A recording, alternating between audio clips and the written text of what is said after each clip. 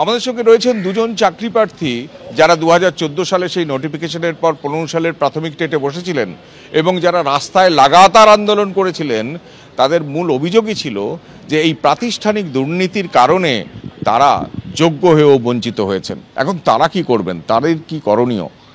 আপনারা কি উচ্চতর আদালতে যাবেন এর পরবর্তীকালে? সেই বিষয়টা আমাদের তাই সেই দিকে এগিয়ে নিয়ে যেতে হবে। তার কারণ এত দুর্নীতি থাকার পরেও যখন তারা সেই বহাল তবিয়তে রয়ে গেল, তাহলে আমরা যে দুর্নীতির দায়ে যে আজকে রাজপথেই বসে রইলাম, এর ফলটা কি হলো? যে আলটিমেট যে এত দুর্নীতি করে যারা টেট পাস করলো না তারা চাকরি করছে, শুধুমাত্র হিউম্যানিটেরিয়ান গ্রাউন্ডে তারা এত বছর ধরে তারা জায়গায় চাকরি করবে। আর আমাদেরও তো একটা পরিবার আছে, আমাদেরও এত দিনের নিজেদের বেকারত্ব জীবন আছে, তাহলে সেই জিনিসের আশু প্রতিকার কি? অবশ্যই আমাদের উচ্চতর আদালতের জায়গায় যেতেই হবে। তার কারণ আমরা যতক্ষণ না আমাদের নিজেদের রায়টা না পাচ্ছি, নিজেদের ন্যায় পাচ্ছি, ততক্ষণ তো সেই লড়াই চলবে। আজকের রায়ের প্রতিক্রিয়া কি আপনাদের? কারণ যারা চাকরি করছিলেন এতদিন 9 বছর ধরে, তাদের চাকরি বহাল রইল প্রত্যেকের 32,000। আপনি কিন্তু শুরুতেই বললেন জাজমেন্টে এটা রয়েছে যে একটা বিরূপ প্রতিক্রিয়া তৈরি হবে। প্যারালালি যে প্রতিক্রিয়াটা অলরেডি রয়েছে, অর্থাৎ যারা এই দুর্নীতির প্রত্যক্ষ শিকার, যে অভিযোগটা আমরা জানিয়েছি তা কিন্তু কার্যত প্রমাণিত। কারণ SMS এর মাধ্যমে চাকরি হয়েছে, আপনারা শুনেছেন জাজমেন্টে যেগুলো আমাদের সওয়াল জবাবে।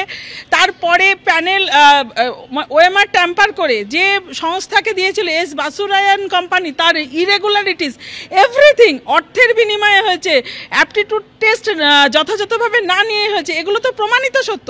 তার পরিপ্রেক্ষিতে আজকে যে রায়টা হলো তাতে কিন্তু আংশিকভাবে হলেও কোথাও গিয়ে যেন মনে হচ্ছে একটা পোর্শনের মানুষকে যারা বঞ্চিত তাদের কথাটা উপেক্ষিত হয়েছে। যারা তাদের টপকে অযোগ্যতার সূত্র ধরে যারা চাকরি পেয়েছেন এবং সেই চাকরি বহাল থাকছে, এবং তারা তাহলে তাদের কি হবে এই প্রশ্ন তারা তুলছেন যারা এতদিন ধরে রাস্তায় নেমে আছেন। ক্যামেরায় উত্তম হালদারের সঙ্গে কৃষ্ণেন্দু অধিকারী, ABP আনন্দ, কলকাতা। এই রায়কে জয় হিসেবেই দেখছেন তৃণমূল সাংসদ তথা আইনজীবী কল্যাণ বন্দ্যোপাধ্যায় এবং বিকাশ রঞ্জন ভট্টাচার্য, CPM সাংসদ তথা আইনজীবী, তিনি এই রায়কে দুর্ভাগ্যজনক বলে মন্তব্য করেছেন।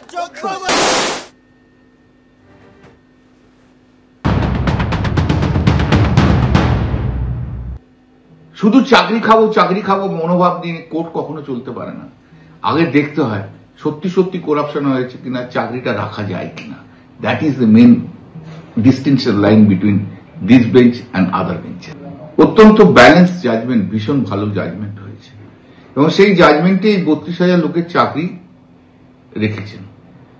যে অভিজিৎ গঙ্গোপাধ্যায় ছিল জজ সাহেবের যে করাপশন হয়েছে, এখানে ডিভিশন বেঞ্চে এসে বলেছে সেই করাপশন কখনো প্রুভ হয়নি। আনপ্রুভ একটা অ্যালিগেশনের উপরে কখনো এত লোকের চাকরি যাওয়া যায় না, এবং যারা 9 বছর ধরে চাকরি করছে তাদের এভাবে চাকরি খাওয়া যায় না। ভীষণ ভালো জাজমেন্ট হয়েছে। জাজমেন্টটা অ্যাঙ্গেল আমি শুনেছি, প্রতিটি পয়েন্ট খুব ভালোভাবে ডিল করেছে।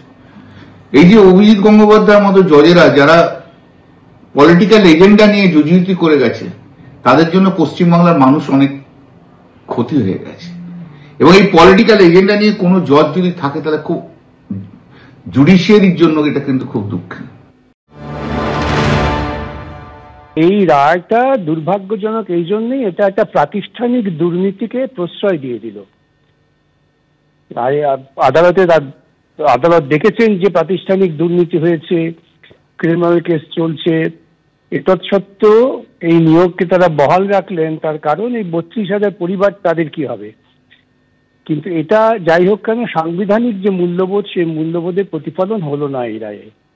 এই তথ্য সামনে এসেছে, তো আমরা তো পেশ করেছি যে যেভাবে ওই এস বাসুরায়ান কোম্পানিকে নিয়োগ করা হয়েছে সেটাই তো অবৈধ, যার মূলটা অবৈধ, সেখান থেকে যা এসছে সবটাই অবৈধ।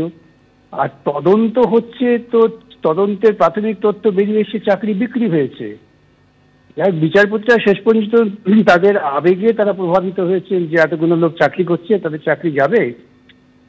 আইন নীতিবোধ সেটা এক্ষেত্রে খানিকটা বর্জিত হলো, আবেগটা প্রশ্রয় পেল। ডিভিশন বেঞ্চের রায় 32,000 শিক্ষক শিক্ষিকা চাকরি থাকলো। এই মুহূর্তে সরাসরি চলে যাব সাংবাদিক বৈঠকে তৃণমূল কংগ্রেসে। কার্যত বেআব্রু করে দিল সেই নেক্সাসকে যে অতৃপ্ত প্রেতাত্মারা চেয়েছিল 32,000 পরিবারের চোখের জলের বিনিময়ে পলিটিক্যাল ডিভিডেন্ড কুড়োতে, যে রাজনৈতিক কাকচিল শকুনরা এতগুলো মানুষকে কাঁদিয়ে রাজনীতির ময়দানে ফায়দা লুটতে চেয়েছিল, আমরা দেখেছিলাম যে একজন বিচারপতি তার সিঙ্গেল বেঞ্চের রায়ে যে নির্দেশ এসেছিল, সেই বিচারপতি যখন পরবর্তীকালে সাংসদ হন এবং বিভিন্ন সময় তিনি সংবাদ মাধ্যমকেই জানিয়েছিলেন যে তিনি বিচারপতি থাকাকালীন বিজেপির সাথে তিনি যোগাযোগ রেখেছেন এবং বিজেপি তার সাথে যোগাযোগ রেখেছিল। আজকে তার রায় যে পক্ষপাতদুষ্ট ছিল শুধু তাই না, বিজেপিকে পলিটিক্যালি ডিভিডেন্ড পাইয়ে দেওয়ার জন্য সেই রায় ছিল বাংলার হাজার হাজার ছাত্রছাত্রী, শিক্ষক শিক্ষিকার চোখের জলের বিনিময় আজকে সেই রাজনৈতিক অতৃপ্ত প্রেতাত্মাদের আজকে কাঁদবার দিন।